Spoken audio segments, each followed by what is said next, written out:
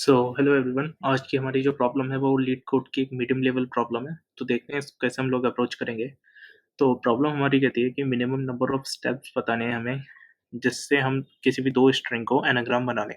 Question समझने से पहले सबसे पहले हम ये समझ लेते हैं कि एनाग्राम क्या होते हैं। तो एनाग्राम बेसिकली 2 स्ट्रिंग को हम एनाग्राम तब कहते हैं जब उसमें जो नंबर ऑफ कैरेक्टर्स हैं, वो उसमें सेम होते हैं, ठीक है? अब यहाँ पे ऑर्डर मैटर नहीं करता कि जो कैरेक्टर्स हैं उनका ऑर्डर क्या है।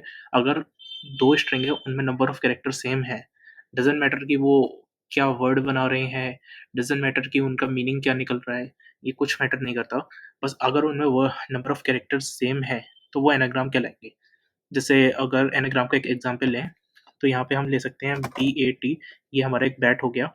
और इसी को अगर हम ABT लिख दें, तो ये भी हमारा एक एनाग्राम कहलाएगा, बिकॉज़ यहाँ पे A हमारा एक बार आ रहा है, B हमारा एक बार आ रहा है, T हमारा एक बार आ रहा है, तो ये हमारा एनाग्राम कहलाएगा, राइट? तो अब हम देखते हैं कि क्वेश्चन क्या कह रहा है। तो क्वेश्चन ने बेसिकली क्या कहा है हमसे कि हमें एक S स्ट्रिंग दी हुई होगी और एक T स्ट्रिंग दी हुई होगी, और हमें T में कुछ ऐसे ऑपरेशंस करने हैं। और ऑपरेशन क्या करेंगे हम, बेसिकली किसी भी एक कैरेक्टर को हटा के, जो T स्ट्रिंग है उनमें से किसी भी एक कैरेक्टर को हटा के वहाँ पे कोई दूसरा कैरेक्टर रख सकते हैं हम एक बार में, ठीक है? तो ऐसे हमें कुछ स्टेप्स लेने हैं, ऐसे एक-एक करके स्टेप्स लेने हैं, और हमें बताना है कितने स्टेप्स में हम T को S के बराबर यानी S का एनाग्राम बना लेंगे, ठीक है? तो इसको एक एग्ज़ाम्पल से हम लोग समझते हैं। जैसे यहाँ पे एक मैं सेकंड वाला एग्ज़ाम्पल ये वाला लेता हूँ, लीड कोड और प्रैक्टिस वाला।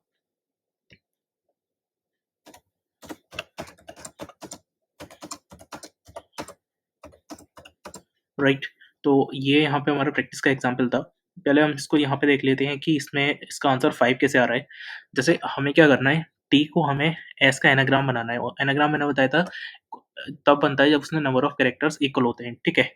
तो देखो, P लीड कोड में P आ नहीं रहा, तो यहाँ पे हमें क्या करना पड़ेगा, P को रिप्लेस करना पड़ेगा।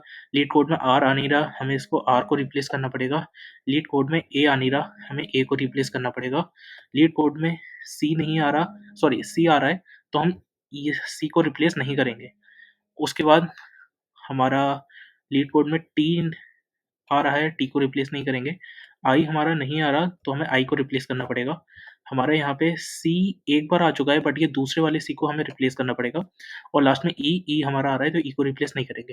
तो अगर हम टोटल नंबर देखें हमें किस-किस को रिप्लेस करना पड़ेगा, तो हमें P को रिप्लेस करना है, एक R को रिप्लेस करना है, एक A को रिप्लेस करना है, I को रिप्लेस करना है, और हमें C को रिप्लेस करना है।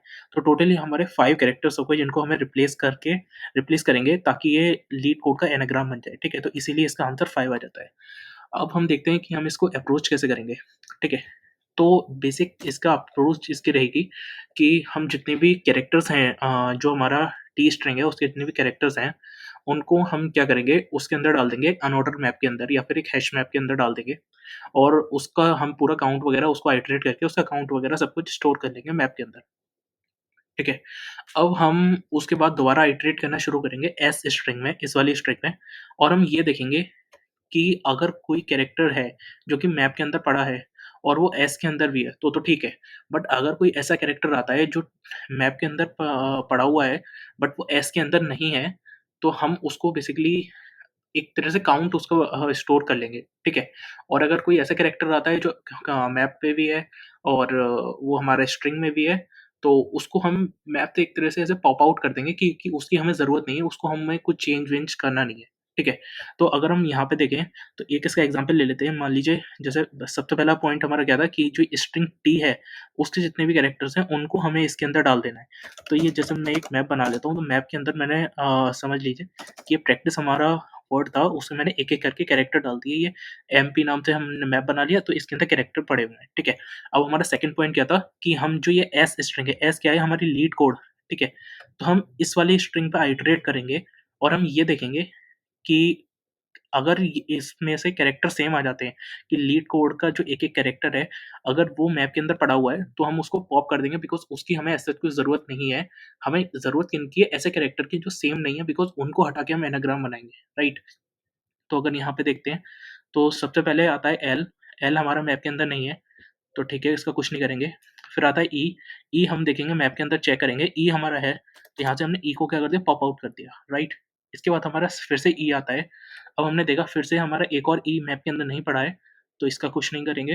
फिर आता है टी, हमने देखा कि टी प्रैक्टिस में है, तो ये हमारा टी प्रैक्टिस के अंदर है, तो हमने क्या किया टी को यहाँ से मैप से हटा दिया।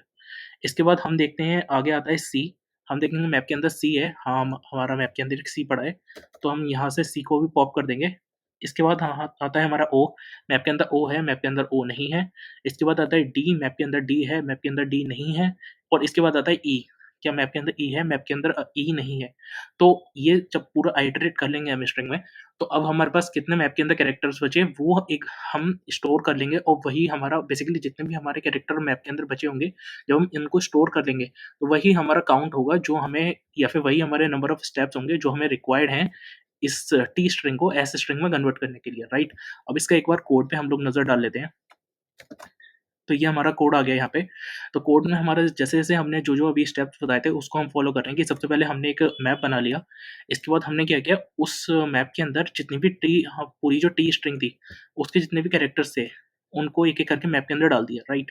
उसके बाद हमारा अगला स्टेप था कि हम एस स्ट्रिंग के अंदर आइटरेट करेंगे, तो ये हम एस स्ट्रिंग के अंदर आइटरेट कर रहे हैं और हम चेक कर रहे हैं कि MP dot find S of I, S of I का मतलब क्या है? ये जब हम एस के अंदर आइटरेट करेंगे, तो पहले हमारा एल, उसके बाद हमारा ई, उसके बाद ये हमारा सेकंड ई, उसके बाद हमारा ये टी, तो ऐसे एक-एक करके चेक कर रहे हैं कि जो एस ऑफ आई है, अगर वो मैप में पड़ा हुआ है, तो उसकी फ्रीक्वेंसी को माइनस-माइनस कर दो, यानी उसको मैप से हटा दो, राइट? उसकी फ्रीक्वेंसी हम कम कर रहे हैं और अगर उसकी फ्रीक्वेंसी 0 हो जाती है, तो उसको मतलब मैप से बिल्कुल इरेज़ कर दो, हटा दो वहाँ से, राइट?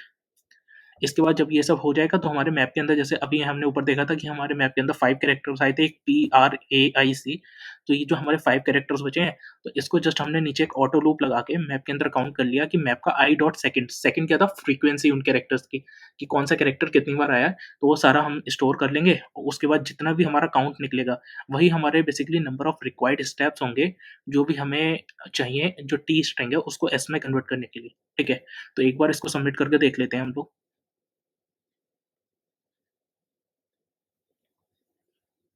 तो ये एक्सेप्ट हो गया है हमारा सॉल्यूशन।